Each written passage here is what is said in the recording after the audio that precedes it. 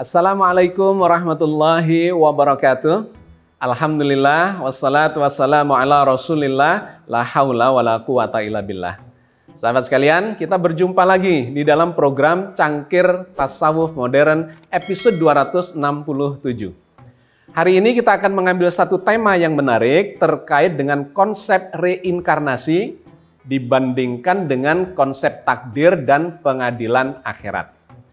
Kenapa ini kita angkat? Dikarenakan di dalam forum kita ada yang menyodorkan konsep reinkarnasi itu dibandingkan dengan konsep takdir dan konsep pengadilan akhirat. Hari ini kita akan melakukan pengujian secara ilmiah terhadap konsep, bukan terhadap realitas, tetapi terhadap konsep. Jadi kajian ilmiah itu bisa saja tidak mengkaji realitas, fenomena alam dan sebagainya atau fenomena sosial, melainkan menguji konsep. Maka kita akan melakukan kajian perbandingan antara konsep reinkarnasi dibandingkan dengan konsep takdir dan konsep pengadilan akhirat. Sahabat sekalian, kajiannya akan kita lakukan secara analitis, secara logis, dan secara rasional. Apakah ini kajian ilmiah? Tentu saja. Itu adalah kajian ilmiah dikarenakan memang syarat untuk melakukan kajian ilmiah adalah menggunakan proses analitik dengan menggunakan logika dan rasionalitas. Kemudian nanti dilanjutkan akan mengikuti metodologi untuk mengikuti step-step dari metodologi ilmiah itu. Apakah itu sampai di tingkat asumsi, ataukah lebih tinggi di tingkat hipotesa, atau lebih tinggi lagi di tingkat teori, dan kemudian terbukti secara empirik sehingga disebut sebagai hukum. Oke, sahabat sekalian, mari kita mulai terlebih dahulu dengan mengkaji dan memahami konsep reinkarnasi. Ada 3 aliran dan 3 varian atau versi terkait dengan reinkarnasi itu. Yang paling tua sumber tentang ajaran reinkarnasi adalah berasal dari agama Hindu.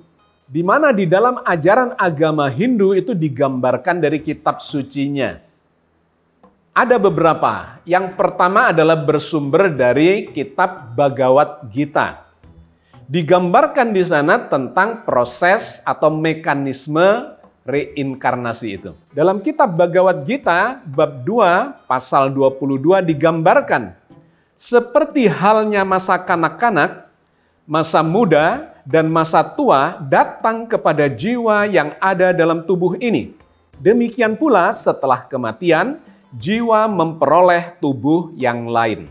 Masih di dalam kitab Bhagavad Gita, bab 15, pasal 8 digambarkan makhluk hidup yang berada di dunia materi ini mengambil salah satu dari 8.400.000 bentuk kehidupan sesuai dengan karmanya. Kemudian digambarkan dalam kitab Upanishad, Chandogya Upanishad, bab 5, pasal 10, ayat 7, ketika jiwa yang terkandung di dalam tubuh meninggalkan tubuh dan berpindah ke tubuh lain, sesuai dengan perbuatannya atau karmanya, ia dapat pergi ke alam yang lebih tinggi atau yang lebih rendah. Dan di dalam Brihadaranyaka Upanishad, bab 4, pasal 4, ayat 6, digambarkan, mereka yang lahir di alam yang lebih tinggi atau lebih rendah sesuai dengan perbuatan mereka akan mengalami akibat dari tindakan mereka. Ini adalah sumber otentik dari ajaran reinkarnasi berasal dari agama Hindu yang memang menjadi tradisi di India sejak puluhan ribu. Digambarkan kira-kira 8.000 sampai 10.000 tahun sebelum Masehi itu sudah digambarkan muncul pemikiran-pemikiran dari para pertapa di India sana yang memikirkan tentang ajaran atau adanya mekanisme reinkarnasi itu. Pada prinsipnya, reinkarnasi itu digambarkan sebagai kelahiran kembali. Jadi kelahiran berulang. Seseorang mengalami siklus yang disebut sebagai samsara. Kata samsara ini mungkin akan mengingatkan Anda kepada diksi dalam bahasa Indonesia, yaitu sengsara. Ya, kurang lebih gambarannya, hidup ini adalah siklus kesengsaraan. Maka digambarkan atau diajarkan di dalam Hindu bahwa untuk mendapatkan kebahagiaan, kesempurnaan hidup, kita akan melakukan proses penyempurnaan jiwa itu dengan melalui siklus samsara itu. Terlahir, hidup, mati, kemudian hidup kembali dengan cara terlahir kembali di dalam generasi berikutnya atau dalam fase berikutnya, di mana kehidupan di fase berikutnya itu adalah disebabkan oleh kualitas kehidupan kita sebelumnya. Kalau di kehidupan sebelumnya dia menjadi orang yang baik, maka di kehidupan setelah itu lahir kembali sebagai orang yang baik dan mendapatkan kebahagiaan atau mendapatkan balasan kebajikan dari kehidupan sebelumnya. Dan sebaliknya, kalau dia menjadi orang jahat di kehidupan sebelumnya, maka di kehidupan berikutnya dia akan terlahir kembali dalam kualitas yang lebih buruk. Bisa menjadi orang yang lebih jahat atau menderita atau bahkan bisa berganti jasadnya ke tubuh binatang. Ya, itu digambarkan di dalam konsep reinkarnasi agama Hindu. Poin pentingnya adalah digambarkan kehidupan itu terus berulang dalam siklus samsara, dilahirkan, hidup, mati, dilahirkan kembali, hidup, mati, dan seterusnya, tidak ada batasnya. Itu menjadi perjalanan sang aku yang disebut sebagai Atman, jiwa. Jadi dalam ajaran ini digambarkan manusia itu pada awalnya adalah berupa jiwa. Di mana jiwa ini non-material dan digambarkan sebagai bagian dari Tuhan, Brahman. Nah, Atman inilah kemudian yang mengalami perjalanan kualitas kejiwaan dengan lahir ke dunia melalui siklus samsara itu, dan tujuan akhirnya adalah kesempurnaan yang disebut sebagai moksha. Moksha digambarkan sebagai kondisi sempurna dari perjalanan sang jiwa atau sang Atman itu kemudian kembali kepada sang Brahman. Itu adalah ajaran awal dari reinkarnasi. Tapi kemudian ini mengalami proses dan adaptasi sekian ribu tahun kemudian di zamannya lahirnya Siddhartha Gautama yang kemudian mengajarkan Buddhisme atau agama Buddha. Perbedaannya di ajaran Buddha ini, Siddhartha Gautama tidak mengajarkan keberadaan Tuhan. Tuhan di dalam agama Buddha itu tidak digambarkan sebagai ada sosok atau entitas yang menciptakan alam semesta. Seperti di ajaran agama Hindu, ada Brahma, ada Wisnu, ada Siwa. Brahma itu bagian atau perwujudan dari Brahman yang tunggal dalam 3 bentuk Trimurti, di mana salah satu sifatnya digambarkan Brahma sebagai sang pencipta, Wisnu sang pemelihara, Siwa yang kemudian menghancurkan. Nah, sahabat sekalian, di agama Buddha tidak dikenal adanya sang pencipta itu. Dan yang kedua, tidak dikenal adanya sang jiwa atau Atman. Yang diajarkan dalam agama Buddha adalah adanya kesadaran. Di mana kesadaran ini tidak bersifat abadi, melainkan dia muncul mewujudkan diri ketika dia sudah memasuki dunia material. Begitu terlahir, ya, kesadaran yang abstrak, yang tidak bisa digambarkan apa dan bagaimananya, kemudian kesadaran itu masuk mewujud, dilahirkan ke dunia material. Maka muncullah kesadaran manusia. Hidup, berbuat, melakukan segala macam pengalaman hidupnya dan kemudian meninggal dunia. Dan digambarkan kesadaran ini bisa terlahir kembali di dalam proses berikutnya atau generasi berikutnya dengan memilih tubuh yang berbeda. Nah, kesadaran inilah yang kemudian di kehidupan berikutnya itu mengalami proses karma pala, mendapatkan kualitas disebabkan oleh kehidupan yang sebelumnya. Jadi dalam konteks siklus samsaranya kurang lebih sama dengan apa yang diajarkan oleh agama Hindu. Perbedaannya adalah Buddha atau Buddhisme tidak mengajarkan keberadaan Tuhan sebagai sang pencipta dan pemelihara. Dan yang kedua, tidak mengakui keberadaan Atman atau jiwa manusia, melainkan abstrak sebagai sebuah kesadaran. Puncak dari perjalanan ajaran reinkarnasi di dalam Buddha atau Buddhisme adalah nirwana. Nirwana atau moksha kalau di Hindu itu adalah pembebasan diri dari siklus samsara. Tidak lagi mengalami proses lahir, hidup, mati, lahir kembali dan seterusnya, melainkan dia sudah mencapai puncak dari kesempurnaan kesadarannya itu. Dan yang ketiga adalah aliran yang disebut sebagai New Age. Aliran New Age ini muncul setelah apa yang disampaikan atau diajarkan oleh Hindu, yang diadaptasi oleh Buddha, dan kemudian di era modern ini muncullah pemikiran-pemikiran yang melakukan kompilasi terhadap ajaran Hindu dan ajaran Buddha itu terkait dengan reinkarnasi. Dalam aliran New Age ini digambarkan dalam konsep reinkarnasi versi New Age, bahwa jiwa itu sesungguhnya adalah satu bentuk energi murni yang memiliki kesadaran. Jadi dia mengambil kompilasi antara jiwa yang diajarkan Hindu dan kesadaran yang diajarkan oleh Buddha atau Buddhisme.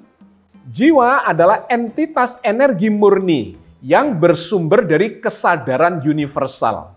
Mungkin maksudnya juga Tuhan. Tetapi dia tidak menyebut Tuhan di sini seperti Tuhan yang difahami oleh kebanyakan agama-agama samawi, melainkan dalam bentuk kesadaran universal. Dalam aliran New Age digambarkan bahwa sang jiwa sebagai energi murni, kesadaran universal itu memilih untuk melakukan proses evolusi secara kejiwaan untuk mengalami perkembangan secara reinkarnasi. Digambarkan energi murni itu kemudian berinteraksi dengan materi yang ada di dunia ini dan kemudian mewujud menjadi makhluk hidup. Dan setelah itu dia akan berada pada proses siklus reinkarnasi atau siklus samsara itu. Kurang lebih sama dengan yang digambarkan oleh agama Hindu dan agama Buddha. Dia mengambil kompilasi saja antara apa yang diajarkan oleh agama Hindu dan agama Buddha. Selebihnya digambarkan kurang lebih sama. Mengalami kelahiran, kehidupan, kematian, dan kemudian lahir kembali sesuai dengan karma di kehidupan yang sebelumnya. Dan kemudian bisa berganti-ganti badannya sampai dia mengalami penyempurnaan. Dan kemudian tidak terikat lagi oleh siklus samsara itu. Jadi sahabat sekalian, ajaran reinkarnasi itu memiliki 3 varian itu yang secara umum sesungguhnya memiliki konsep yang kurang lebih sama, bahwa manusia hidup di alam semesta atau hidup di dunia ini akan mengalami siklus yang namanya samsara dan kemudian akan mengalami mekanisme karma pala. Karma adalah perbuatan, pala adalah buah. Jadi dia akan menuai buah dari perbuatannya sendiri dan digambarkan itu terjadi di dunia ini. Sekarang mari kita melakukan kajian kritisnya terhadap konsep reinkarnasi ini. Poin penting dari konsep reinkarnasi ini adalah satu, dia fokus kepada kehidupan duniawi atau kehidupan dunia. Seluruh dari rangkaian kehidupan manusia atau makhluk hidup itu difokuskan mengamati kehidupan duniawinya. Dia lahir di dunia, hidup di dunia ini, mati di dunia ini, dan kemudian akan lahir kembali untuk mendapatkan balasannya juga di dunia ini dalam kehidupan yang berbeda. Tetapi poin pentingnya kembali ke dunia ini. Satu. Yang kedua, dia tidak mengenal adanya awal dan akhir dari alam semesta. Jadi dalam pandangan dia, atau setidak-tidaknya dia tidak mengajarkan dan tidak menyoroti bahwa jagat raya alam semesta ini ada awalnya dan satu ketika akan ada akhirnya. Nah, tentu saja hal yang seperti ini itu berlawanan dengan apa yang diamati oleh ilmu pengetahuan, oleh sains, bahwa jagat raya ini sesungguhnya ada awalnya dan akan ada akhirnya. Karena pengamatan terhadap alam semesta dalam ilmu kosmologi atau astronomi memberikan data, memberikan bukti empirik bahwa jagat raya ini sedang mengembang. Karena ini sedang mengembang, maka kalau dikembalikan runtut waktunya atau runtut peristiwanya, berarti dulunya lebih kecil. Dan waktunya sekarang ini sudah berjalan dalam hitungan astronomi sekitar 13,8 miliar tahun. Maka kalau ditarik ke belakang atau ke masa lalu, akan memunculkan awal jagat raya secara ruangan itu lebih kecil dari sekarang yang ada, dan secara waktu juga lebih muda dari yang sekarang ada. Artinya, kesimpulan ilmiahnya sesungguhnya alam semesta ini pernah ada awalnya, dan sekarang sedang berkembang. Maka tren ke masa depannya, hitungan secara ilmiahnya, jagat raya juga akan mengalami akhirnya.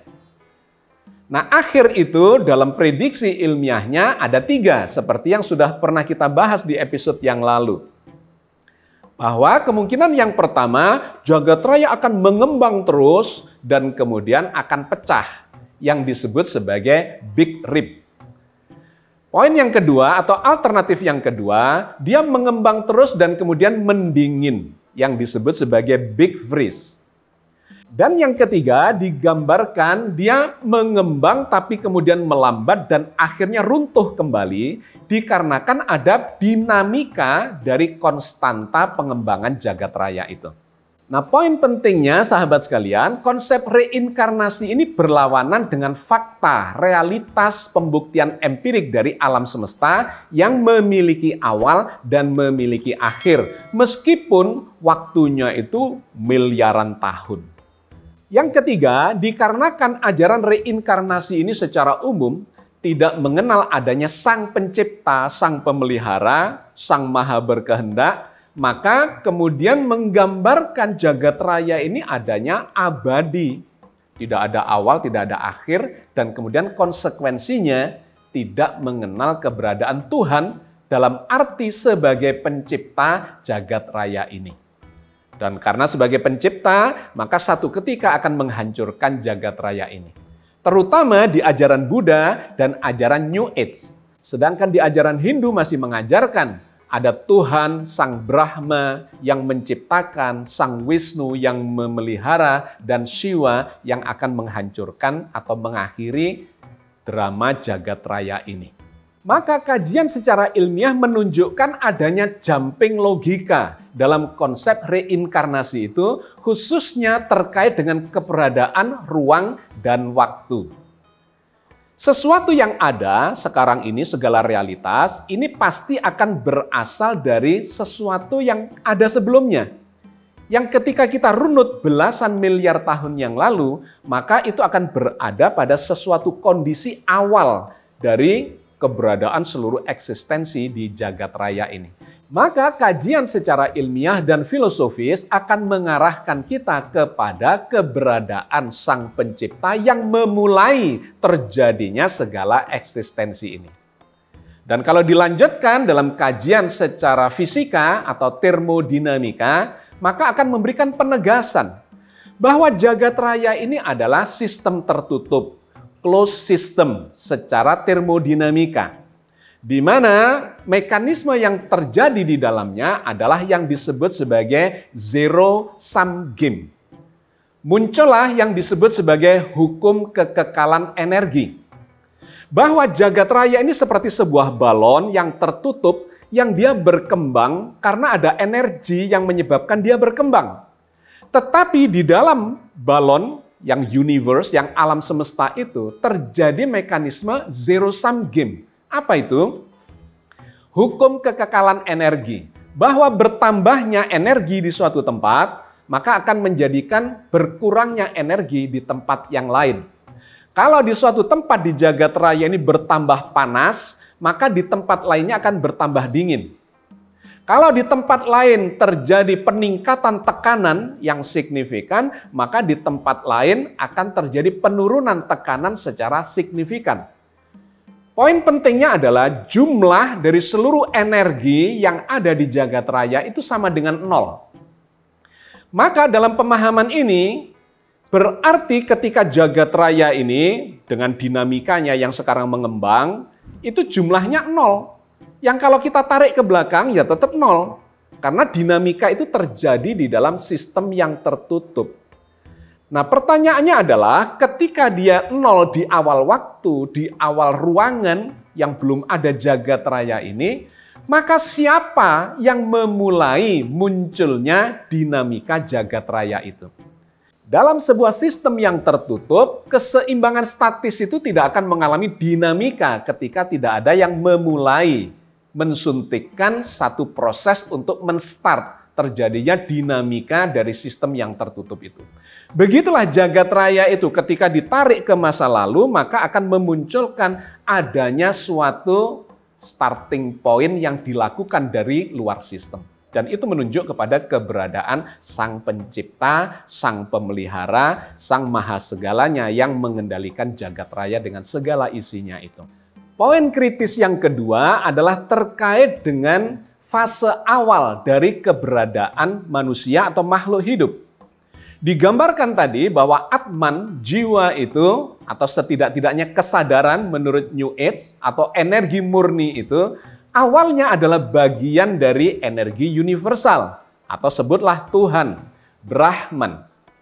Maka di awal proses dari siklus samsara, Tuhan akan menjadikan, atau setidak-tidaknya Atman itu memilih sendiri untuk lahir ke dunia. Pertanyaannya adalah, dia lahir dalam bentuk apa? Apakah berwujud manusia? Apakah berwujud binatang? Kalau berwujud manusia, apakah wujudnya laki-laki ataukah perempuan? Apakah dia lahir sebagai manusia yang pintar atau yang bodoh? Apakah dia lahir dengan sempurna ataukah terlahir dengan cacat? Apakah kaya ataukah miskin? Ataukah lahir di Indonesia, di benua Afrika, di Amerika, di Timur Tengah, dan sebagainya? Pertanyaan itu tidak pernah dijelaskan oleh konsep reinkarnasi. Dan ini memunculkan jumping logika, dikarenakan ketika Atman itu digambarkan sebagai energi murni, berarti dia menggambarkan satu netralitas atau bahkan kebaikan di level ilahiyah. Ketika lahir ke dunia, masuk siklus samsara, maka pertanyaan itu menjadi tidak terjawab dan jumping logika. Kalau digambarkan ini levelnya sama semua, lantas kenapa di generasi kedua bisa memunculkan perbuatan yang tidak baik? Padahal Atman itu aslinya adalah baik, aslinya adalah bagian dari ketuhanan. Bagaimana mungkin dari level itu tiba-tiba ada yang berbuat baik, ada yang berbuat buruk dengan segala macam perbuatannya dan masuk ke siklus samsara yang memunculkan perbedaan-perbedaan nasib di generasi-generasi berikutnya. Bahkan ada yang masuk kepada binatang dan sebagainya. Itu adalah jumping logika yang tidak bisa dijelaskan oleh konsep reinkarnasi. Dan jumping logika yang kedua adalah digambarkan oleh aliran New Age bahwa energi murni itu memilih untuk berevolusi mengalami proses spiritualitas ketika masuk ke siklus samsara itu. Ini juga memunculkan jumping logika. Ngapain, untuk apa Atman yang sudah sempurna itu tiba-tiba berkehendak masuk untuk mengalami proses siklus samsara?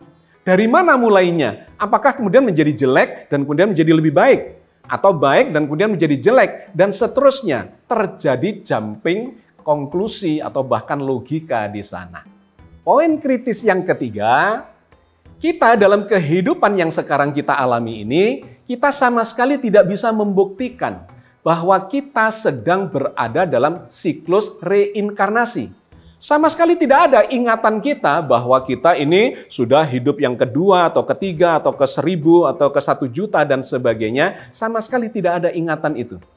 Kalaupun kemudian katanya ada penelitian tentang past life regression, di mana seseorang dihipnosis, kemudian melalui bawah sadarnya ditanya bagaimana kehidupan masa lalunya, maka itu sama sekali tidak menjadi bukti ilmiah yang valid.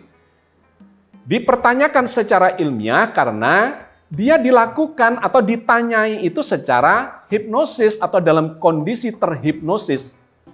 Di mana kondisi terhipnosis itu adalah kondisi yang sangat sugestif.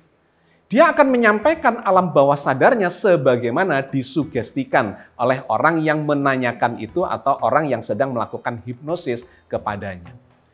Jadi sahabat sekalian, konsep reinkarnasi ini sesungguhnya adalah berhenti pada konsep saja. Karena asumsi yang valid, asumsi yang ilmiah itu harus didasarkan pada analisa yang logis dan rasional. Dari segi logikanya saja sudah mengalami jumping logika. Dan secara rasionalitas kita tidak bisa melakukan pengukuran terhadap mekanisme yang disebut sebagai reinkarnasi itu.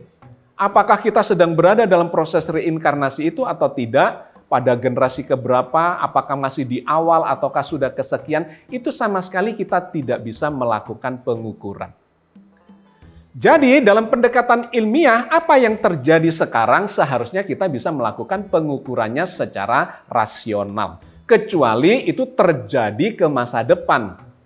Kita harus menunggu sampai waktunya datang, di ruang tempat di mana peristiwa itu terjadi, barulah kita bisa memberikan bukti empiriknya. Oke sahabat sekalian, jadi terkait dengan konsep reinkarnasi ini, kita telah mendapatkan kesimpulan bahwa ini adalah konsep. Apakah konsep ini ilmiah? Ya bisa disebut ilmiah ketika kita kaji secara ilmiah. Tetapi sampai di mana levelnya, apakah logis atau tidak? Kita telah mendapati ada jumping logikanya di situ. Apakah rasional atau tidak? Kita mendapati ada jumping rasionalitasnya di situ. Sehingga konklusinya, kesimpulannya juga mengalami jumping atau lompatan yang tidak bisa disandarkan pada kualitas ilmiahnya. Jadi sebagai sebuah konsep dari sebuah agama atau ajaran kebaikan, konsep reinkarnasi adalah baik karena akan memberikan harapan dan motivasi kepada kita untuk senantiasa berada di dalam karma yang baik. Jangan melakukan kejahatan karena nanti akan mendapatkan balasan kejahatan. Dan lakukanlah kebajikan karena kita akan mendapatkan kebajikan di masa depan kita. Nah, ketika dibandingkan dengan ajaran Islam, maka kita akan mendapatkan perbedaannya. Di konsep reinkarnasi, fokus kepada kehidupan dunia. Balasan itu akan didapatkan di dunia ini dalam bentuk kelahiran yang berbeda. Tetapi di Islam digambarkan bahwa balasan kebaikan itu juga pasti akan didapatkan melalui dua cara. Yang pertama, dapat balasan di dunia ini dalam kehidupan kita sekarang, tetapi akan disempurnakan dalam kehidupan sesudah mati, di era atau fase yang berbeda. Ada yang disebut sebagai pengadilan akhirat. Yang ini tidak dikenal di dalam konsep reinkarnasi. Perbedaan yang mendasar adalah di sini. Di dalam Islam yang digambarkan adalah tetap ada balasan atas kebajikan atau kejahatan. Berbuat baik akan dapat balasan baik, berbuat buruk atau jahat akan dapat balasan buruk. Tetapi tidak semuanya dilakukan di dunia ini. Sebagian di dunia dan sebagiannya di akhirat. Kita tidak akan membahas detailnya karena kita sudah melakukan kajian-kajian yang mendetail terkait dengan ini, tetapi saya cuma bacakan saja beberapa ayat yang menggambarkan tentang mekanisme yang digambarkan oleh Al-Quran itu. Yang pertama, bahwa siklus samsara itu tidak dikenal di dalam Islam. Yang diajarkan adalah siklus 5 fase. Seperti yang digambarkan oleh surat Al-Baqarah ayat 28. Kaifa takfuruna billahi wa kuntum amwatan fa'ahyakum summa yumitukum summa yuhyikum summa ilaihi turja'un. Mengapa kamu ingkar kepada Allah? Padahal kamu tadinya mati, lalu Allah menghidupkan kamu di dunia ini, kemudian kamu dimatikan, masuk di alam barzakh, dan dihidupkannya kembali, masuk fase akhirat, kemudian kepadanya lah kamu dikembalikan, bersatu kembali dengan Sang Pencipta. Ayat ini sesungguhnya sangat mendalam dan membutuhkan kajian yang terpisah supaya dapat detailnya. Tetapi kita sudah mendapatkan siklus yang diajarkan oleh agama Islam ini bahwa dimulai dari tidak ada, mati disebutnya amwatan, bersifat mati atau tidak ada, kemudian dilahirkan di dunia, mati masuk alam barzakh, dibangkitkan lagi di akhirat, kemudian mendapat balasan, dan akhirnya wa ilaihi turja'un, kembali bersatu dengan Allah sebagai Sang Pencipta, sumber dari segala yang ada. Sedangkan mengenai balasannya itu akan diberikan Allah, finalnya ada pengadilan akhirat. Seperti yang disampaikan Allah di dalam surat Al-Baqarah 284. Lillahi ma fis samawati wa ma fil ard. Wa in tubdu ma fi anfusikum aw tukhfuhu yuhasibukum bihillah fayaghfiru liman yasha'u wa yu'adzibu man yasha' wallahu ala kulli syai'in qadir. Kepunyaan Allah lah segala apa yang ada di langit dan apa yang ada di bumi. Dan jika kamu melahirkan apa yang ada di dalam hatimu atau kamu menyembunyikannya, niscaya Allah akan membuat perhitungan dengan kamu tentang perbuatanmu itu. Maka Allah mengampuni siapa yang dikehendakinya dan mengadab siapa yang dikehendakinya.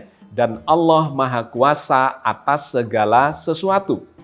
Nah, balasan atas perbuatan kita itu sebagian disampaikan atau diberikan ketika kita masih hidup di dunia. Seperti digambarkan dalam surat Al-An'am ayat 132. Walikullin darajatum mimma amilu. Wa ma rabbuka bighafilin amma ya'malun.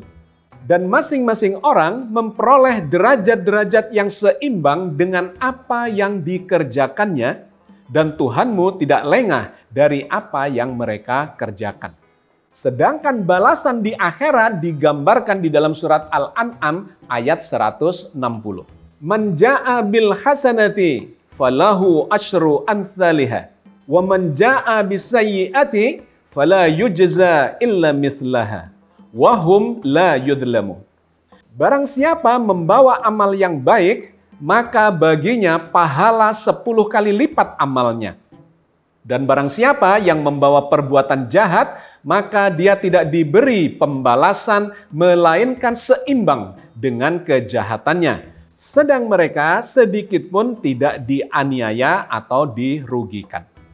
Sahabat sekalian, terkait dengan balasan atas amalan kita, Al-Quran menggambarkan dengan sangat jelas dan detail.